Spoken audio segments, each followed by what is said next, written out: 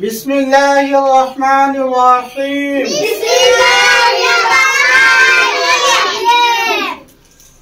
आज तुम्हारे सूरतुल लाहबेर 2 number आयातेर बांग्लाय बानान reading Ezra সব দেখানো হবে। চলো শুরু করা যাক। মিমে কে আই মু আর জবরে আকা, আলিফ খালি ডাইনে জবর এক আলিফ টান। কিন্তু দেখো এখানে কি আছে, এখানে আছে আলিফ মাদের পরে নকল হামজা, তার জন্য এখানে এই মাদটা এক আলিফের পরিবর্তে 2 থেকে আড়াই আলিফ টেনে পড়তে হবে। এটাকে মাদ্দে মুনফাসিল বলে।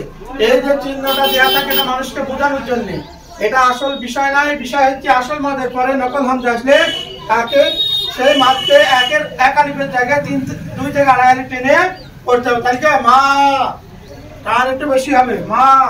আর হামজা জবর আ, গাইনে গ,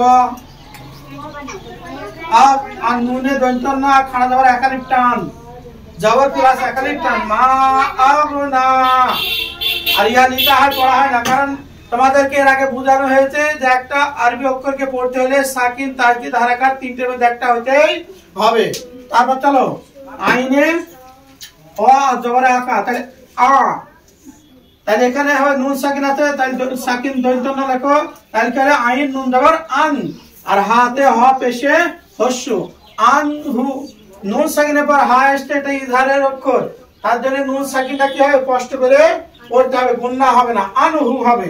তারপরে মিমে ম জবরে আকা, আর আলিফ খালি ডাইনে জবর কি হয় এক আলিফ টান, এখানে মা, আর লামে ল, আর জবরে পেশাতে পেশে হস্য মা লু, আর হাতে হ উল্টা পেশে এক হস্য প্লাস এক আলিফ টান, তাহলে কি হবে মালুহু।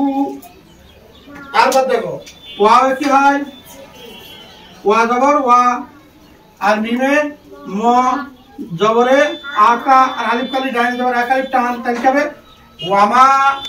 কাপে ক জবরে আকা, আর সিনে দন্ত স জবরে আকা, বাতে ব জবরে আকা, তাহলে কি হবে ওয়ামা কাসাব। এখানে শেষের অক্ষর দাঁড়ালে কি হয় সাকিন হয়, আর সেই ক্ষেত্রে কলকলার উচ্চারণ হয়, তাহলে কি হয় মা কাসাব।